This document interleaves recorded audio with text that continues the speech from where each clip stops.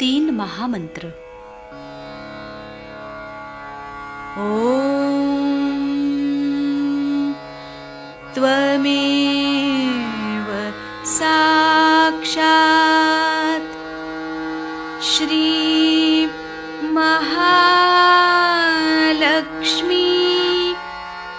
महासरस्वती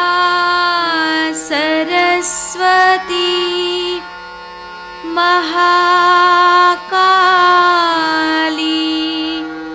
त्रिगुणात्मिका कुण्डलिनी साक्षात् श्री आदिशक्ति माताजी श्री निर्मला देव्यै नमो नमः। ॐ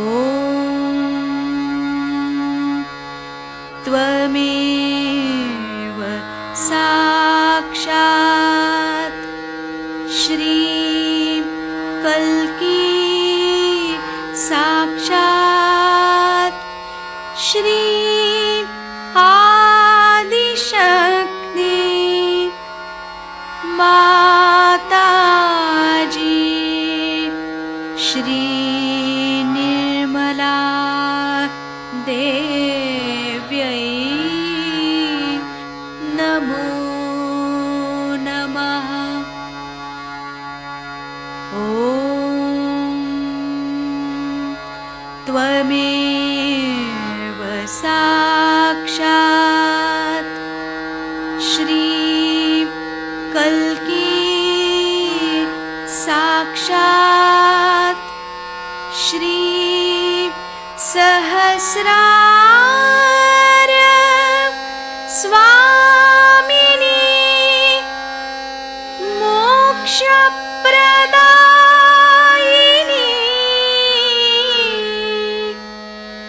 माताजी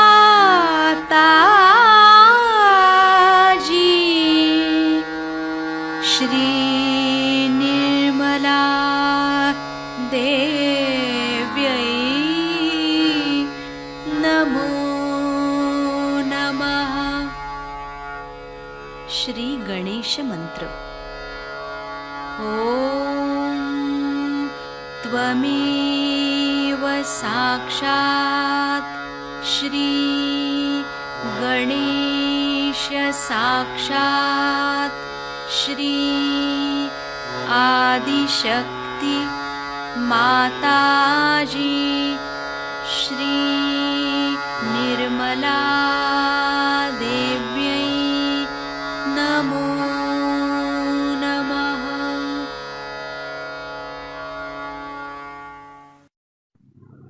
जय श्री माता जी।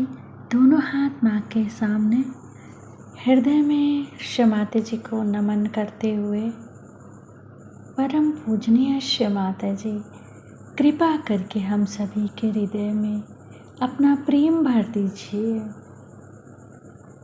बार बार प्रार्थना श्री माता जी, कृपा करके हमारे हृदय में अपना प्रेम भर दीजिए। श्री माता जी, हम सबको क्षमा कर दीजिए, हम सभी अज्ञानी हैं। श्री माता जी, हमारे इस हृदय को अपने रहने के योग्य बनाइए।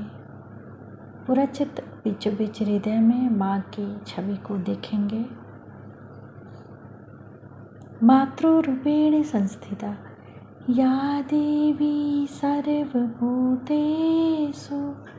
मातृरूपेण संस्थिता नमस्तस्यै नमस्तस्यै नमस्तस्यै नमो नमः।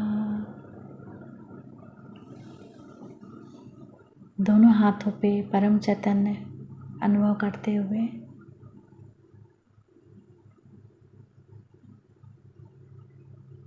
अपना संपूर्ण चित्त राइट नाभि पे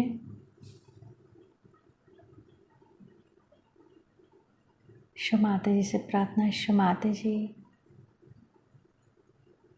आप ही तो हमारे अंदर अंतः स्थित महान सम्मान है। आप ही हमारे धन तथा परिवार संबंधी समस्याओं का समाधान करते हैं। आप ही हमारे कुशल क्षेम का भी ध्यान रखते हैं। श्री माता जी, आपको कोटि कोटि नमन। माँ के श्री चरण कमलों को राइट नाभि पे देखेंगे। श्री माता जी, अपने श्री चरणों की शीतलता हमारे लीवर पे प्रदान कीजिए।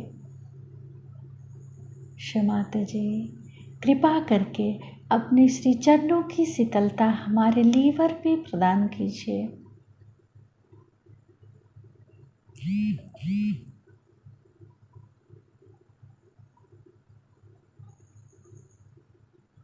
श्री माता जी, आप ही तो राजलक्ष्मी भी हैं, आप ही श्री राज राजेश्वरी भी हैं।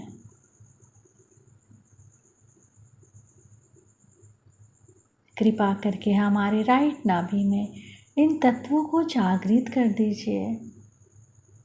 अपने चित्त को वहाँ राइट नाभि पे घुमाएंगे क्लॉकवाइज।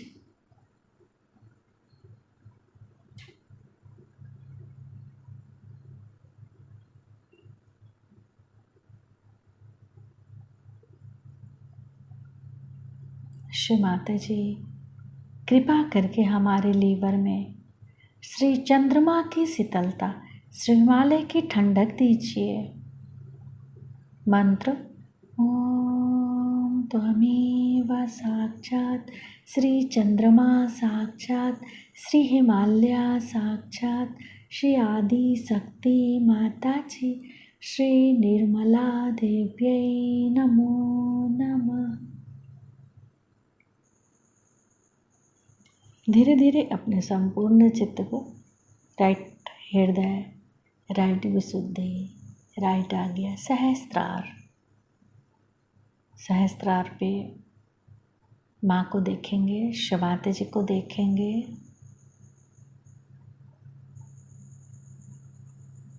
श्री निर्विचारिता मंत्र ओम त्वमेव साक्षात् श्री निर्विचारिता साक्षात् श्री आदि शक्ति माता जी श्री निर्मला देव्यै नमो नमः। कि जो आपका चित्त हमारी ओर है, उसे अगर हम कहें कि आप अंदर की ओर ले जाए तो आप नहीं ले जा सकते।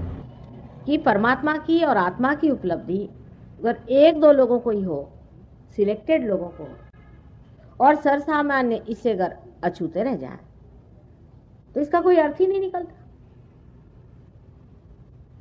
परमात्मा का भी कोई अर्थ नहीं लगने वाला, ना इस संसार का कोई अर्थ निकलने वाला है, इस क्रिएशन का भी कोई अर्थ नहीं निकलने वाला। ये उपलब्धि सर्वसामान्य की होनी ही चाहिए।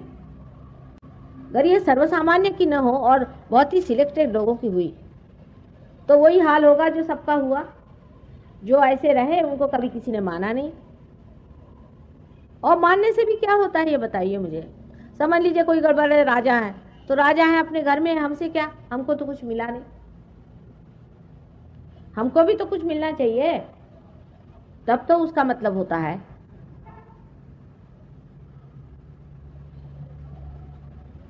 इसलिए ये घटना घटित होनी ही चाहिए। इतना ही नहीं, ये सर्वसामान्य में अधिक लोगों में होना चाहिए, काफी लोगों में होना चाहिए।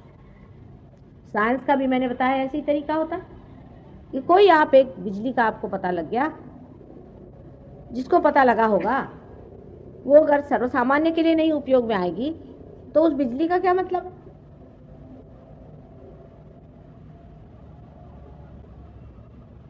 आज जो सहज योग की उपलब्धि है, सहज तो कितने सालों से चले ही आ रहा है।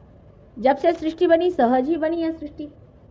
जैसे एक बीज होता है और उस बीज के अंदर उसके अंकुर बने रहते हैं, सब चीज़ उसके अंदर बनी रहती है, सारे नक्शे उसके अंदर बने रहते हैं, जितने भी उसके अंदर से पेड़ निकलने वाले। उसी प्रकार इस सृष्टि का सारा नक्शा ही माइक्रोस्कोपिक पहले ही से बना हुआ, और वो सारा बना हुआ खिलता हुआ चला रहा है सहज से ही। सहज माने सह यानी आपके साथ, और ज माने पैदा हुआ। आप ही के साथ ये चीज पैदा हुई है।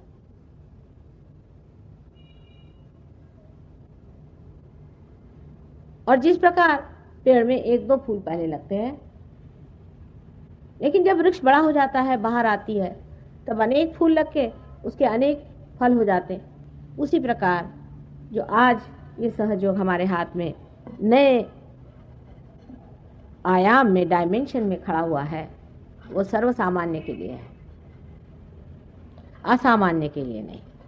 इसलिए पहले तो अपने दिमाग से बात निकाल देना चाहिए कि हमें कैसे होगा भाई, हम तो इसके योग्य हैं भी या नहीं है। ये घटना हमारे अंदर घटित हो ही नहीं सकती। ऐसे दिमाग में बातचीत लेकर के पहले से आए हो तो उसे अपने जूते के साथ बाहर रख दीजिए। ये तो होना है ही, ये घटना होनी ही है, चाहे आज नहीं होगी कल जरूर होगी, और हमें करना ही है। और आप इसके पात्र भी हैं। अब सत्पात्र ढूंढते कहां तक घुमा फिरा जाए। माने अगर एकदम सबसे बढ़िया चीज हो और उसमें ही काम कर दिया तो कौन सी कमाल कर दिया। सो ये कभी नहीं सोचना कि ये चीज हमें होगी ही नहीं। पहली बात तो ये, इस मामले में कोई भी नर्वसनेस हो तो उसे पहले निकाल दीजिए, क्योंकि हम तो मेहनत करेंगे और ये चीज होगी। अब दूसरी बात यह है कि शंका होती है कि माँ ये कौन होती है करने वाली। और हमने तो सुना था कि कुंडलिनी की जागृति तो बड़ी ही कठिन चीज है, वो तो सर के बल खड़े हुई हजारों वर्षों बाद हो जाती है। सब लोग यही कहते, पता नहीं क्या क्या चीजें लिख मारी है, लेकिन ये बात हमारे साथ नहीं। हो सकता है कि हम बड़े माहिर हैं, इसके कारीगर हैं, जानते हैं काम, इसलिए हमें तो कोई कभी हमने आज तक देखा ही नहीं कि किसी ने कहा है कि माँ हमें पार करो, और किया नहीं।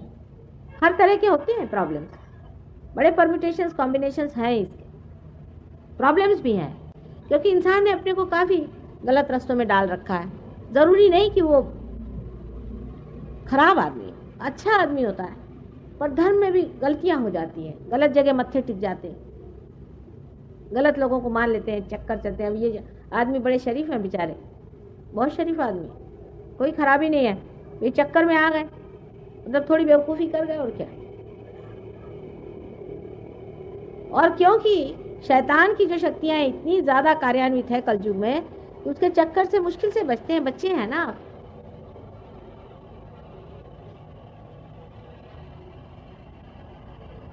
हजारों की कुंडलिनियां हमने जागृत करी है, और आपकी भी कर सकते हैं, इसमें कोई शक नहीं।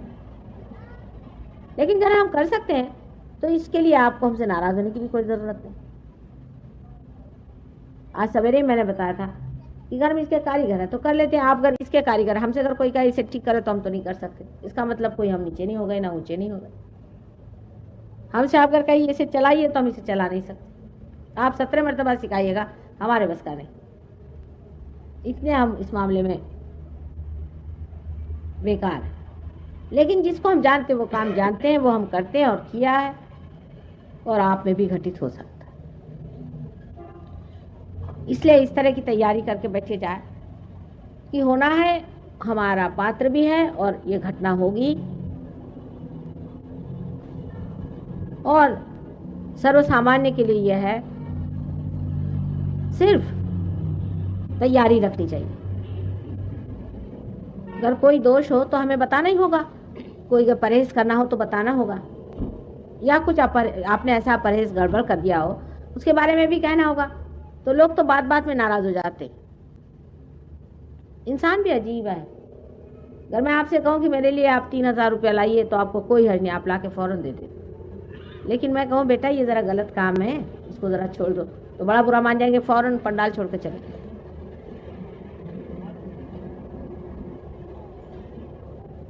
तो हम तो माँ हैं, थोड़ा बहुत बताना भी पड़ेगा, उसका बुरा नहीं मानना, पहली बात। दूसरी बात यह है कि इसमें जमना होता है। आज आप आए हैं, बहुत से लोग, कुछ लोग सवेरे आए थे, वो फिर से आए। सहयोग में जमना होता है, क्योंकि जैसे एक पौधा होता है और उसकी जीवंत क्रिया होती है, उसे जमाना पड़ता है। पहले ही जैसे ही बीज अंकुरित होता है तो कितना कोमल होता है सारा कुछ मामला, उसको बहुत संजोना पड़ता है, संभालना पड़ता है। फिर जब पेड़ अच्छे से जम जाए तो फिर चाहे कितने भी जोर से हवा चले, कोई भी आफत आ जाए, कितना भी झंझावात हो जाए, कोई डर नहीं पड़ता होता उसको। इसलिए ये चीज़ जानना चाहिए कि पाने के बाद आपको जमना है। तीसरी बात ये भी है कि बहुत से लोगों को भाषण सुनने की बहुत आदत हो गई। एक साहब आए थे, वो तो मेरे ख्याल से गुरु शॉपिंग करते हैं। उनसे मैंने पूछा, वो सब गुरुओं के पास जाए, मेरे पास भी ऐसे आगे झोला उठा करके यहाँ भी कुछ खरीद लो। सो यहाँ मामला और है, यहाँ कोई आप शॉपिंग नहीं कर सकते। भाषण से मैं नहीं संतोष पाती हूँ। भाषण ठीक है, उसमें भी आपकी कुंडलिनी मैं नचा रही हूँ और उठा रही हूँ, और पार जब तक आप नहीं होंगे तब तक मुझे संतोष नहीं होने वाला। और आप भी क्यों इस झमेले में फंसे हुए हैं, क्यों नहीं पार हो जाते? आखिर तो वही पाने का है, उसी को जानने का है।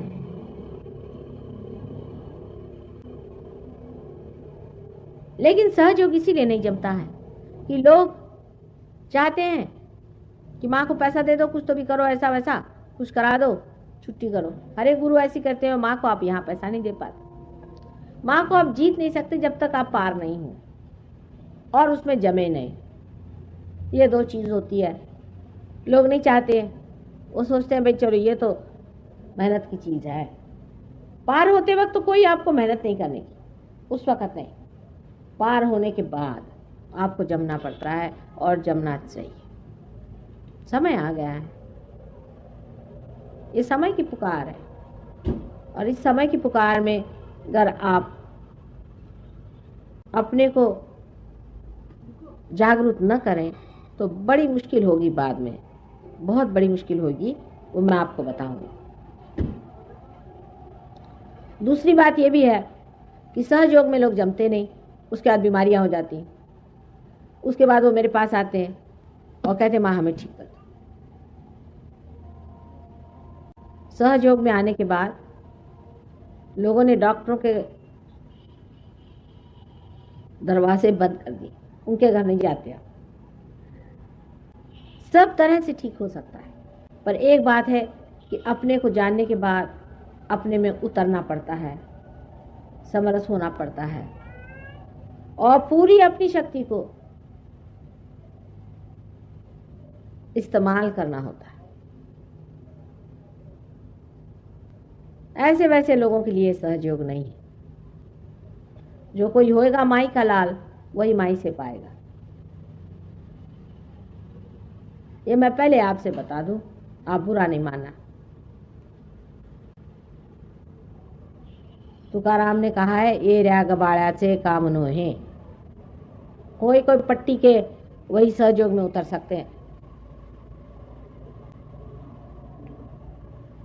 अब थोड़ा सा आपको मैं कुंडलिनी के बारे में बताती हूँ, जो कि मैं कौन सा लेक्चर ला लो तो तुम्हें कौन सा काल सा आता है पूर्वीचं 2 वर्षापूर्वीचं काल तर फार झालं सगळं।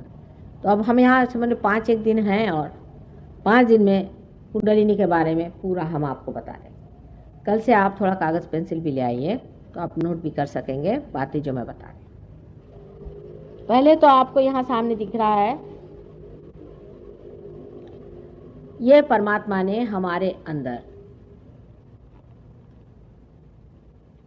पूरी तरह से यंत्र बनाया हुआ है। अब यंत्र जैसे हम संसार की चीज़ों को देखते हैं, उस तरह का ये मरा हुआ यंत्र नहीं है, जीवंत यंत्र है। और जिसे सुरति कहते हैं वही कुंडलिनी है। आखिर हम जो मानव स्वरूप हैं वो किसी न किसी चीज के बूते पे चल रहे हैं ना। इस आंख को देखिए तो कितनी कमाल की चीज है। सारे शरीर का चलन वलन कितना एफिशिएंट और कितना सुंदर है। सारी सृष्टि की रचना कितनी खूबी से की हुई है। ये सारी चीजें कोई न कोई ऐसी शक्तियां हैं जो गुप्त है।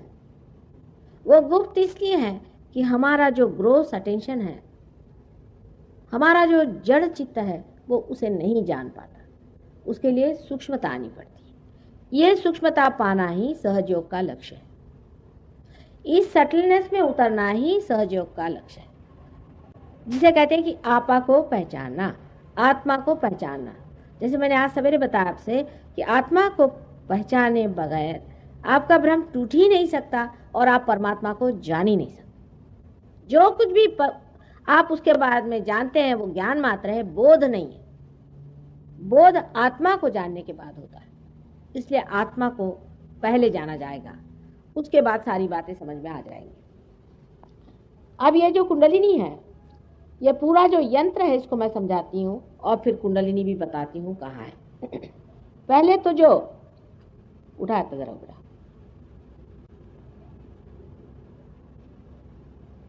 एक एक करो। ये जो लेफ्ट हैंड साइड में आप देखिए कि सर के राइट हैंड साइड से जो शक्ति हमारे अंदर गुजर के नीचे में उतरती है लेफ्ट हैंड साइड में, ये शक्ति से हमारा अस्तित्व है, एग्जिस्टेंस है। ये सूक्ष्म शक्ति है, ये हमें दिखाई नहीं देती। ये हमारे सर से निकल के और हमारे रीढ़ की हड्डी में गुजर के और नीचे तक आती है। ये आंखों से ऐसे दिखाई नहीं देती, लेकिन जब रियलाइजेशन होता है तब आपको एक एक शक्ति मैं दिखा सकूंगी। इस शक्ति का वहन करने वाली नाड़ी को हम लोग ईड़ा नाड़ी या चंद्र नाड़ी इस प्रकार का। ये सूक्ष्म शक्ति जब बाह्य में अपना आविर्भाव करती है, जब इसका एक्सप्रेशन होता है, मैनिफेस्टेशन होता है, तो हमारी लेफ्ट सिंपैथेटिक नर्वस सिस्टम इससे बनती है। ये हमारे एग्जिस्टेंस की, हमारे अस्तित्व की शक्ति है।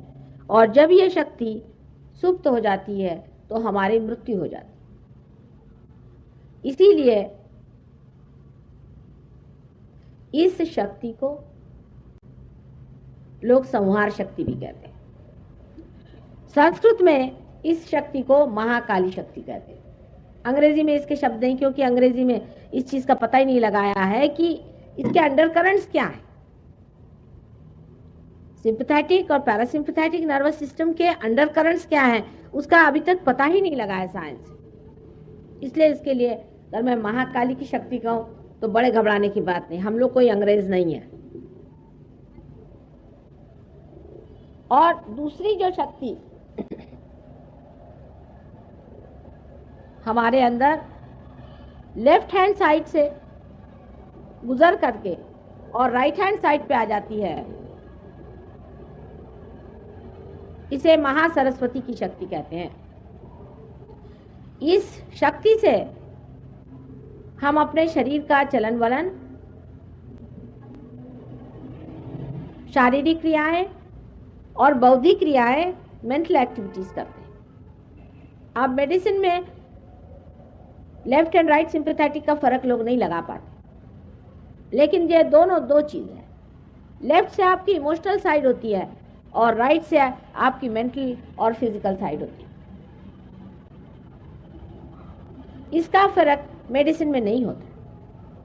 इसी के कारण डायबिटीज जैसी बीमारी लोगों को समझ में नहीं आती। वो मैं आपको बताऊंगी कि कैसे इम्बैलेंसेस आ जाते हैं। और इम्बैलेंस, ये दो चीज का फर्क समझ लेने से ही समझ में आता है कि एक नाड़ी ज्यादा चलती है, एक कम चलती है। एक कम चलती है तो उसके कारण उसकी बीमारियां हो जाती है, और जो ज्यादा चलती है उसके कारण उस पर एग्रेशन भी हो जाता है। इम्बैलेंस का सेंस जो है वो तभी आता है जब उसके दो सिरे आप देख सकते हैं। सो राइट साइड में जो शक्ति है, उसका वहन करने वाली जो नाड़ी है उसे पिंगला नाड़ी कहते हैं। इसको लोग सूर्य नाड़ी भी कहते हैं।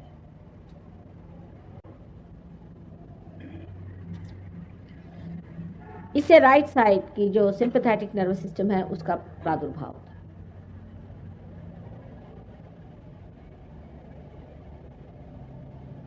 इसके बीचों बीच जो आप एक देख रहे हैं नाड़ी है,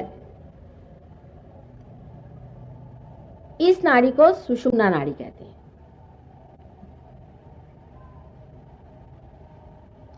ये नाड़ी जहां तक बनी हुई हमारे अंदर में है, माने ये पैरासिम्पैथेटिक नर्वस सिस्टम को मैनिफेस्ट करती है, वहीं तक मनुष्य पहुंचा हुआ है। अब जो कुछ हम लोगों ने आज तक हासिल किया हमारे उत्क्रांति में, एवोल्यूशन में, अमीबा की दशा से इंसान की दशा तक, वो सारा हमारे सेंट्रल नर्वस सिस्टम में है। हमारी जो सेंट्रल नर्वस सिस्टम जो है वो समझ लीजिए इस सब का रिफ्लेक्टर है।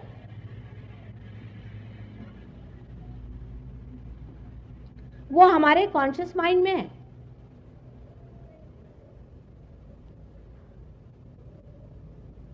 जो लेफ्ट हैंड साइड की जो ईड़ा नाड़ी है, ये हमारे सुप्त चेतन को प्लावित करती है, मैंने सबकॉन्शियस को प्लावित करती है या उसको चलाती है। जैसे आप मुझसे कुछ बात सुन रहे हैं अभी, ये अपने कॉन्शियस माइंड से सुन रहे हैं, लेकिन ये बात आपके सुप्त चेतन माने सबकॉन्शियस में चली जाती है। ये काम जो है लेफ्ट साइड की जो ये नाड़ी है ये करती है कि जो हमारी आपसे बात सुनी उसको फौरन उधर रख दिया सबकॉन्शियस में। और इसीलिए इसे कंडीशनिंग लोग कहते हैं। वो दो प्रकार के हो सकते हैं, सुसंस्कार भी हो सकते हैं और कुसंस्कार भी हो सकते हैं। अब फ्रॉइड जैसे लोगों ने कुसंस्कार ही देखे, उनकी आंख तो मतलब ये जो नॉलेज लेने का तरीका है इन लोगों का वो ऐसा है कि ये अंधेरी जगह है, आज जिसके हाथ में जो मिल गया वही लेके बैठ गए, यही सत्य है, ऑब्जेक्टिव जिसको कहते हैं। दूसरा तरीका ये है कि लाइट जला दी, आप सब देख लो, ये सहयोग का तरीका है। और ऐसे ज्ञान पाने का, किसी से सुनने का या साइंस से या किसी तरह से पाने का अंधा तरीका है। तो उस तरीके से जब खोजा गया तो श्री फ्रॉइड साहब अंधे तो थे ही और खुद भी दिमाग के कुछ अजीब उल्टे आदमी थे मेरे ख्याल से। उनके बारे में तो क्या क्या गंदी बातें लोग बताते हैं। उन्होंने पकड़ लिया एक इसको और इसी पे काम किया और वो कहने लगे कि जो कुछ भी आप इस तरह से किसी को मना करते हैं कि ये नहीं करो, वो नहीं करो, ऐसा नहीं करो, वैसा नहीं करो, उसे कंडीशनिंग हो जाता है, उससे आदमी जो है फ्री नहीं रहता। पर उन्होंने ये नहीं सोचा कि अगर किसी आदमी को किसी चीज को मना नहीं करो तो दूसरी नाड़ी उसकी बलवती हो जाएगी। पहली नाड़ी से सुपर ईगो हमारे अंदर बनता है। पहली जो नाड़ी है ईड़ा नाड़ी, उसे सुपर ईगो बनता है कंडीशनिंग से। और जो दूसरी नाड़ी है ईगो की जो नाड़ी है जो कि राइट हैंड साइड की है, उसे ईगो बनता है। यानी आप अब सरकारी नौकर हो गए साहब तो आप किसी से ठीक मुंह बात ही नहीं करते। कुछ लोग मिनिस्टर साहब से मिलने गए तो वहाँ एक साहब बहुत उछल कूद कर रहे थे, बेचारे देहाती लोगों को समझ नहीं आया। तो उन्होंने पूछा कि भाई बात क्या है? कहले तुमको पता नहीं मैं पिए हूँ। कहले भाई पहले ही बता देती क्या पी कर आए, हम काय बात से बात करते। तो ये चढ़ता है ईगो। ये इनकी समझ में नहीं आया फ्रॉइड साहब के कि लेफ्ट साइड को आप जब काटेंगे तो दूसरी साइड चढ़ जाएगी और ईगो खोपड़ी पे चढ़ जाएगा, सुपर ईगो पे। ईगो और सुपर ईगो इस तरह से हमारे सर में है। अब ईगो सुपर ईगो थोड़ा समझा दें क्योंकि आप लोग कोई मानस शास्त्र के नहीं, भगवान की कृपा से। मानस शास्त्र में भी इसे माना गया है ईगो और सुपर ईगो को। जिस तरह से कि समझ एक छोटा बच्चा माँ से अपने दूध पी रहा, आनंद में बैठा, आनंद में है।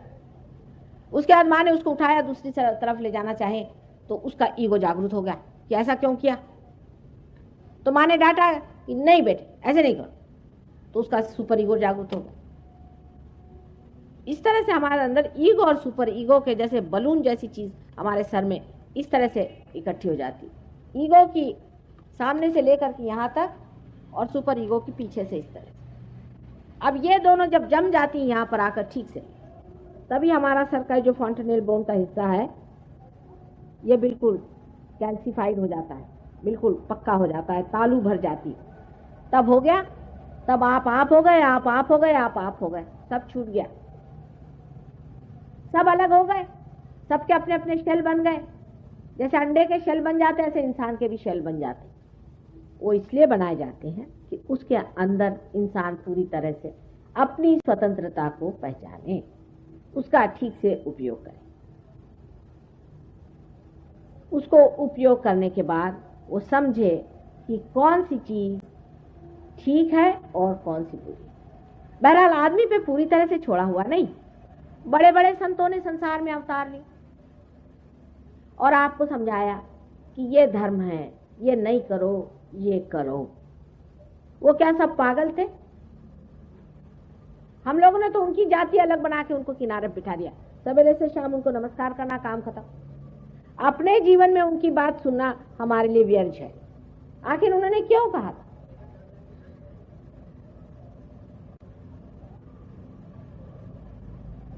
ये बात उन्होंने क्यों कही थी कि ऐसा न करो, ऐसा मत करो, ये करने से वैसा हो जाएगा, वो करने से ऐसा हो जाएगा? क्योंकि हम बहुत अक्लमंद है ना, हम तो सब चीज साइंस से जानेंगे। साइंस होता ही क्या है? बहुत ही थोड़ा हिस्सा है इस ज्ञान का। मैं वो भी आपको बताऊंगी कि साइंस से आप कितना छोटा सा हिस्सा जानते हैं, बहुत थोड़ा सा। पिंगला नाड़ी से जो 5 तत्व आपके अंदर गुजरते हैं, उस सिर्फ पंच महाभूतों को आप उनके बारे में जानते मात्र हैं। कि जैसे कि पृथ्वी के अंदर में ग्रेविटी है, पर क्यों है, कैसे है?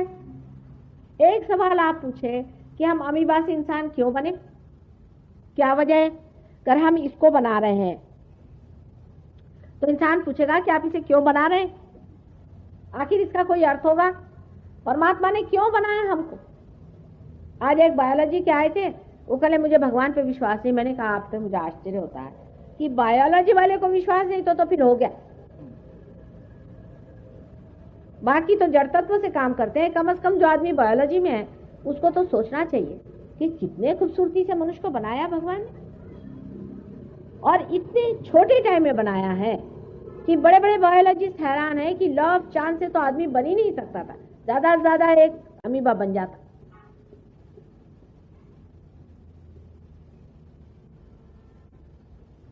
तो हमारे ऊपर ये जिम्मेदारी परमात्मा ने दे दी, हमें उसने स्वतंत्रता दे दी। स्वतंत्र रूप से जाने कि अच्छा और बुरा क्या है, और जब हम अपने स्वतंत्रता में परमात्मा को स्वीकार करें तो वो आपको ये वरदान दे कि आप उसे भी जानें। जिस प्रकार ये मशीन बनाई गई और तैयार की गई, लेकिन जब तक इसको मेन से नहीं आपने लगाया तब तक इसका क्या अर्थ निकलेगा? इसी के अंदर कॉर्ड बना देते हैं ना, उसी प्रकार आपके अंदर जो कॉर्ड बना है वही कुंडलिनी है। परमात्मा ने बना के पहले से रखा है, आपको बनाना कुछ नहीं, आपको कुछ मेहनत नहीं करने की। जैसे कोई अंकुर होता है, प्रिम्यूल होता है, उसी प्रकार परमात्मा ने आपके अंदर इसका अंकुर रखा हुआ है। वही कुंडलिनी है जो ट्रायंगुलर बोन में है। आप बीच में गैप आप देखते हैं, यही गैप इंसान की सेंट्रल नर्वस सिस्टम में अभी है। वो गैप ये है कि उसके हृदय में जो आत्मा है, उसके हृदय में जो स्पिरिट है, उससे उसकी जो गैप बनी हुई है वही ये गैप है। हमारे अंदर आत्मा है, वो सब कुछ जानता है, वो क्षेत्रज्ञ है, लेकिन वो हमारे सेंट्रल नर्वस सिस्टम में नहीं है, माने हमारे कॉन्शियस माइंड में नहीं है। माने ये कि हमने उसे जाना नहीं, वो हमें जानता है। इसलिए ये जो गैप है इसको बनाया गया है, क्योंकि इसी के अंदर से कुंडलिनी को उठना है। यही घटना जो मैं हैपनिंग आपसे कहती थी वो होती है कुंडलिनी अवेकनिंग, वो घटना। पर ये मैकेनिकल, जिसको आप मरा हुआ नहीं समझिए, ये जीवंत घटना है। जैसे कि एक बीज में से अंकुर निकलता है, उसी तरह की ये लिविंग चीज है। इंसान ने आज तक कोई लिविंग काम नहीं किया है क्या? एक बीज में से एक अंकुर निकाल दीजिए, कोई पेड़ मर गया, आपने खंबा खड़ा कर दिया, हो गए बड़े भारी आदमी। ये तो मरे को आप बदल रहे हैं, चाहे उसकी कुर्सी बनाओ, चाहे उसका कुछ बना दो। फिर वो कुर्सी पे बैठने लग गए तो कुर्सी खोपड़ी पे बैठ गई, नीचे बैठ नहीं सकते और टंग रहे हैं। देखिए आप पीछे में बैठे हुए लोग, जमीन पर बैठ नहीं सकता। यह हालत आ गई, उसकी गुलामी शुरू हो गई।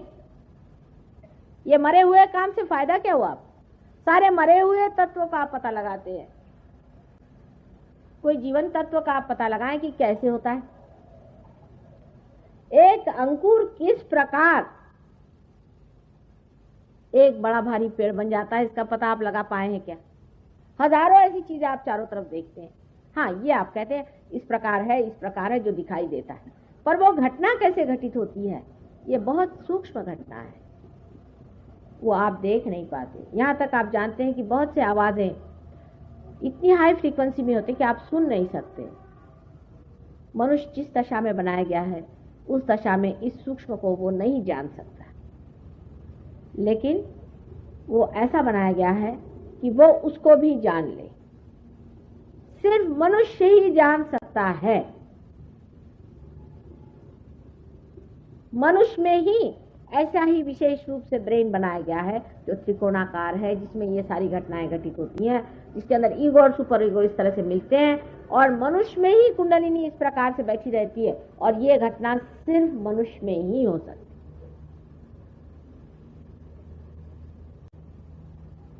अब आप सोचिए कि सारी सृष्टि बनाई गई, उसमें पृथ्वी विशेष रूप से बनाई गई, उसमें वनस्पति बनाई गई, और उसके बाद आपको बनाया गया, और आपको विशेष रूप से बनाया गया,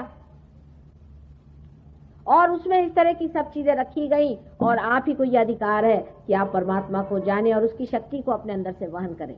यही आपका लक्ष्य है, यही आपका फुलफिलमेंट है। जब तक आपके अंदर से परमात्मा की शक्ति वहन नहीं होगी, तब तक आपका कोई अर्थ नहीं निकलता, आपका कोई मतलब नहीं बनता, और सारे सृष्टि का भी कोई मतलब नहीं बनता। ये हैपनिंग होना है, और आज जो हो रहा है ये भी हिस्टोरिकल चीज। सबका संसार में आना भी स्टेप बाय स्टेप सबका जरूरी। उसके बारे में कल बताऊंगी कि कैसे हर बड़े बड़े अवतार, और जिनको हम प्रॉफिट्स कहते हैं, जिनको हम गुरु कहते हैं, किस प्रकार वो इस संसार में आए, और उन्होंने क्या क्या हमारे अवेयरनेस में, हमारे चेतना में किस तरह से काम किया, और वो कहाँ हमारे अंदर बसे हुए हैं, वो सब मैं आपको कल बताऊंगा। ये कुंडलिनी यहाँ त्रिकोणाकार अस्थि में है या नहीं, ये तक लोगों को नहीं मालूम है, और कुंडलिनी पे इतनी बड़ी बड़ी किताबें लिख देते। बताइए मैं क्या करूं? इतनी बड़ी बड़ी किताबों में ये भी पता नहीं कि कुंडलिनी कहाँ है। इसका आपको हम साक्षात करा सकते हैं। आप अपनी आंख से कुंडलिनी का स्पंदन देख सकते हैं, आंख से, चाहे आप पार हो चाहे नहीं, उसका स्पंदन आप देख सकते हैं, उसका उठना गिरना आंख से आप देख सकते हो। हाँ, अरे भाई, तुम्हारा जैसे तुम्हारा श्वास चल रहा है, ऐसे कुंडलिनी श्वास उसका दिखाई देगा। त्रिकोणाकार अस्थि को आप हिलते देखेंगे, उसके अंदर कुंडलिनी ऐसे ऐसे पनपते दिखाई देगी। आप देख लेना, अपनी आंख से देख लेना। उसका हमने फिल्म भी बनाई। जब कुंडलिनी उठती है तो वो उसका स्पंदन शुरू होता है। पर कोई कोई लोग ऐसे बढ़िया लोग होते हैं कि एकदम उठे और खट ऊपर पहुंचे, उनमें नहीं दिखता। जिनके नाभि चक्र की पकड़ होगी, जो नाभि चक्र वहां पर है, उसकी जब पकड़ होती है तब कुंडलिनी यूं यूं कौनती है, दिखाई देती। इतना ही नहीं, आपको ये भी दिखाई देगा कि जब कुंडलिनी उठती है, समझ लीजिए आपके लिवर ट्रबल है, तो आपको दिखाई देगा कि लिवर की तरफ जाकर के वहां पर स्पंदन हो रहा है। आपको दिखाई देगी आंखों से। आपका स्टेथोस्कोप लगा है तो आप उसको देख सकते हैं कहाँ चढ़ रही। अंत में वो जा करके यहाँ पहुंच जाती, जिसपे कबीर ने कहा, शून्य शिखर पर अनहद बाजिरे। पल्सेशन उसका फील होता है। अनहद माने पल्सेशन होता है। फिर जब वो खुल जाती है तभी वो पल्सेशन रुक जाता है, और जो सब दूर सर्वव्यापी जो शक्ति है, जो कि सूक्ष्म, जिसे आपने जानते, जिससे एक एक पत्ता दुनिया का, एक एक फूल, एक एक फल और एक एक इंसान जिससे पूरी तरह से संभाला हुआ है, चलता है, उसी के आश्रय में है, उस शक्ति से आप एकाकार हो जाते हैं। अभी तक तो आपने जाना ही नहीं, अभी आपको खबर ही नहीं हो, सिर्फ पढ़ा पढ़ा है उसके बारे में, उसका अभी तक आपको बोध नहीं हुआ। उसका बोध होना चाहिए। बगैर बोध हुए